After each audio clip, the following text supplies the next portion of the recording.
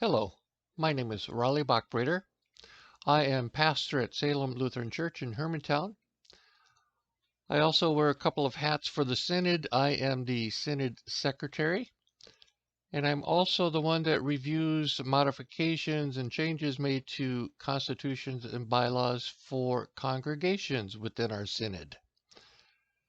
For many congregations, it is soon annual meeting time, but because of COVID-19, there are questions that were raised. How do we do a safe annual meeting during this time of COVID?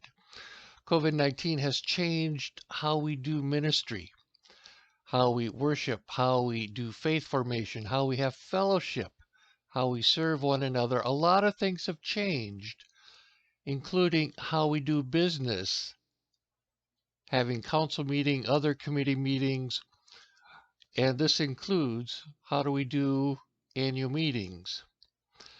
Before I get into this PowerPoint on annual meetings in a remote setting, I want to just say a word of thanks to pastors, deacons, SAMs, other church staff. Thank you for your time, your energy, your leadership.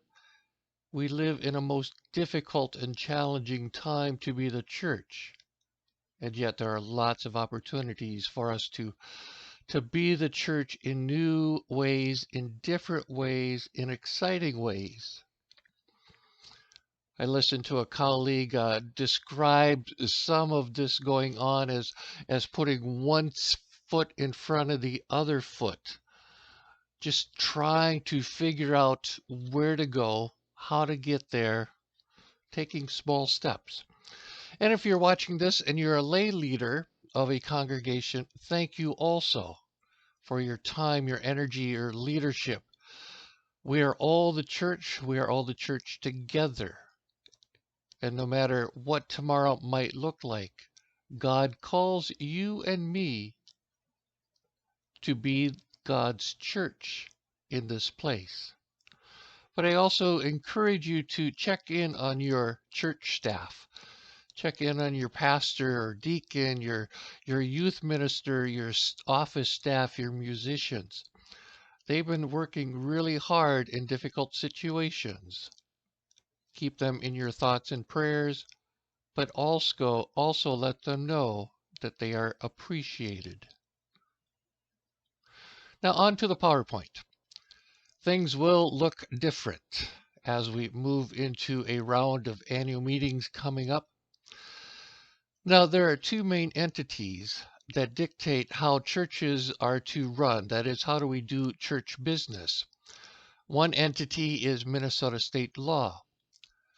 They cover a lot of things, including nonprofits and churches. So we need to keep Minnesota state law in mind as we think about how we do meetings.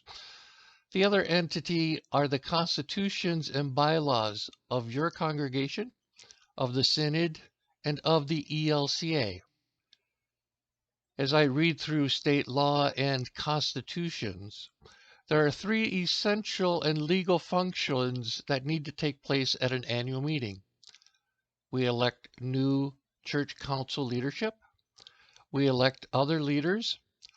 And then we also need to adopt a budget for the upcoming year. Now, how do we have annual meetings during this time of COVID-19? Now, some congregations may be able to have in-person meetings. I would encourage congregations leadership to keep in mind the Minnesota Department of Health, CDC guidelines, wearing of mask, physical distancing, all of that if you're going to have in-person meetings. For others, it might not be safe or feasible. So how do we do this?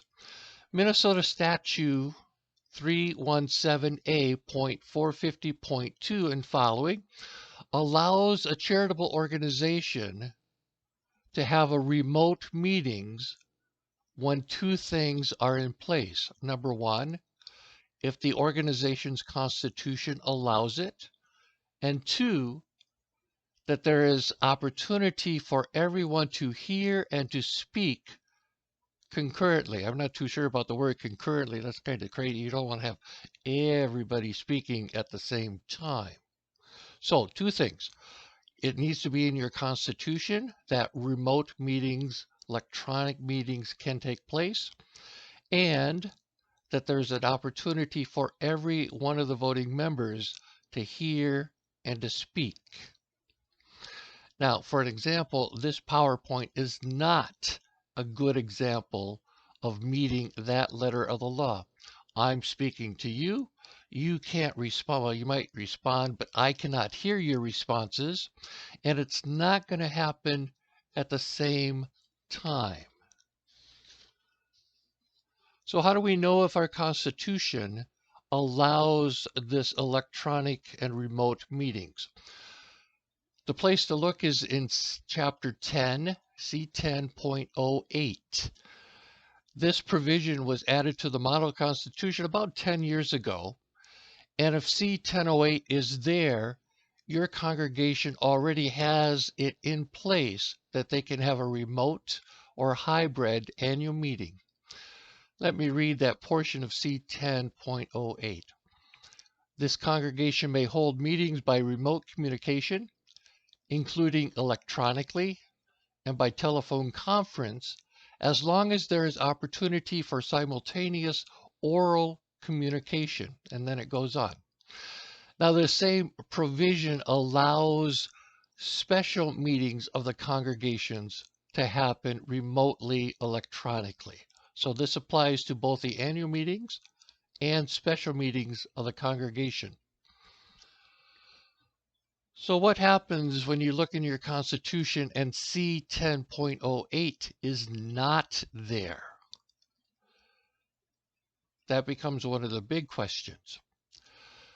The legal counsel for the ELCA and for synods have been researching this, and their recommendation came out earlier in the year that church councils adopt a continuing resolution, and the place to look in the Constitution is probably Chapter 18 on how to adopt continuing resolution. That chapter allows the church council to adopt a continuing resolution. And this resolution would authorize remote meetings of the congregation in compliance with state law.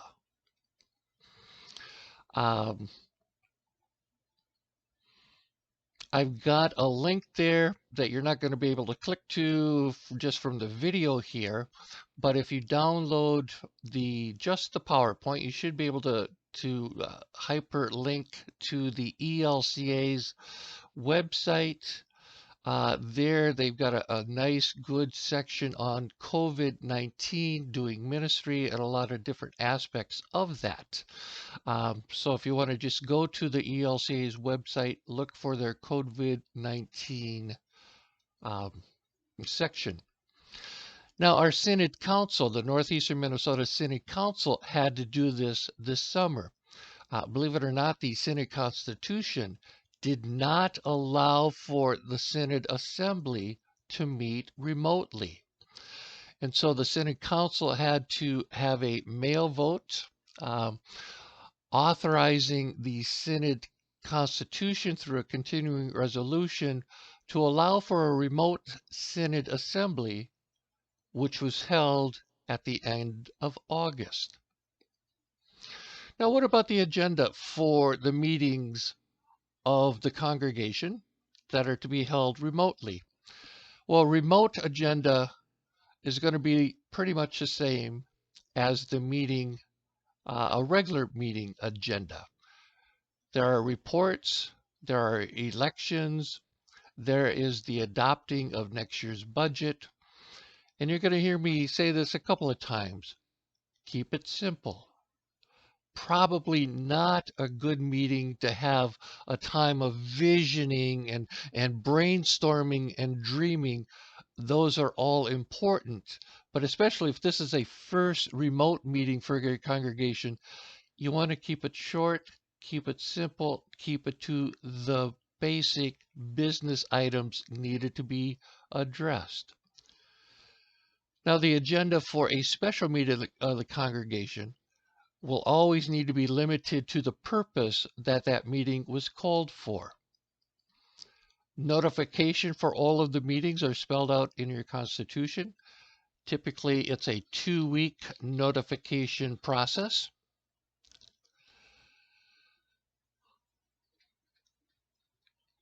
In the agenda, keep it shorter than longer.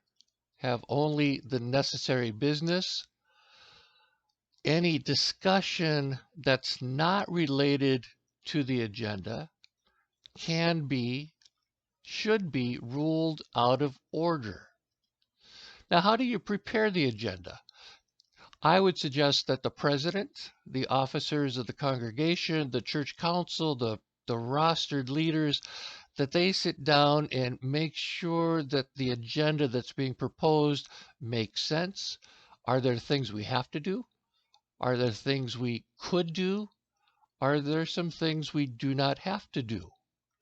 So think about the meeting items, thinking about the flow of the meeting, what needs to be done, and that becomes your agenda. You might want to think about have a parliamentarian or somebody who knows how to run a meeting be present to help answer questions that might come up that are Robert's rules related, procedural type things. The Constitution and Robert's rules are there to help you know what you can, what you cannot do or say at a meeting. On to quorum. Quorum at meetings. Regardless of how you do your meeting, you will always need to meet quorum. And in the Model Constitution, that would be in Chapter 10, C10.04. And quorum is typically spelled out either as a specific number or a percent of voting members. Now, if you do a hybrid or a remote meeting, you want to make sure you count each and every one to ensure that you have quorum. Now, this is going to take some extra time depending on how you do the meeting, if it's a hybrid meeting. And so allow yourself time. As we were thinking about the remote Synod assembly, one of the phrases that we kept hearing was allow twice as much time as you normally would for an action item. Now, my congregation, Salem in Hermantown, back in June had a special meeting of the congregation. We had not been meeting in person in the sanctuary, and so to do a congregational meeting, we had to be a little bit creative. At that point in the congregation's life, we had already moved into parking lot worship using an FM transmitter, and so we called for a hybrid special meeting of the congregation, allowing people to come and sit in their cars in the parking lot, listen over their car radios with the FM transmitter, or to check in with Zoom, have a Zoom meeting for those people that did not want to come to the parking lot. We actually had a number of people who were at their cabins or on vacation, or well, maybe not vacation, but elsewhere, who joined us remotely for the meeting. And so we needed to count how many people were in the cars. So we had car ushers go from car to car to count the number of voting members. We also, on the Zoom meeting, we would ask each person or family to comment, write in the comment how many people were watching and being part of the meeting through Zoom in that household. So it took a little bit of time to count all of those people, but then to make sure that you have quorum. Just a word on that simultaneous aural requirement. How we handled that this summer at the special meeting for Salem. The people in their cars were encouraged to call or text one or two numbers that we had up front in the parking lot. And as those calls and texts came in, the president would read the comment, the question. Trying to think if there were any motions. I don't think there were any motions that came that way. So that everybody could hear what so-and-so either wrote or said. And then the people that were involved with the Zoom could do the same thing, call or text those numbers, or if they wanted to, they could type in a comment in the Zoom meeting, and then those comments were read by the president so that everyone could hear the comment, suggestion, question. Now, what about voting at these meetings? In an in-person meeting, typically you'd have a show of hands or a written ballot. And if you do a parking lot meeting, you could probably have that paper ballot. But with remote and Zoom meetings, in particular with Zoom, you've got a thumbs up, thumbs down option in Zoom.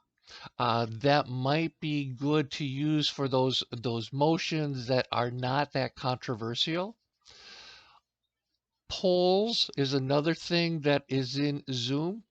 For Senate Assembly this August, we used forms in Google Docs, sorry about that. And that allowed people to email in their vote on a particular question, issue, or ballot. But again, you want to tally up each and every one of those votes, whether it came from in person, in the car, or via Zoom, and announce those results so that everyone could hear. And again, this is going to take a little bit of time. This is about the third time that I'm saying this phrase, keep it simple. This most likely will be a new experience for some people. So in the weeks ahead of your meeting, I would suggest laying out some rules, some guidelines, explain what's going to happen, how it's going to work, allow for questions before the meeting, in the days and weeks before the meeting, and also before the meeting starts and during the meeting. One of the things we did at Synod Assembly and my congregation to have a practice, a run through a week before, so that the people that's kind of in charge of the remote meetings can iron out some bugs. But then people who would be participating, the voting members, that they would have opportunity to also get a feel for it, what's it like, so that come the time of the actual meeting, they would be more prepared. Now, finally, if you still have questions, please ask. The Synod and ELCA have resources. This last slide has a link to both Synod resources and ELCA resources on COVID-19. We have a marvelous Synod staff, so don't be afraid to connect with them and to ask questions. And feel free to contact me. I am the Secretary of the Synod. My email address is there on the slide.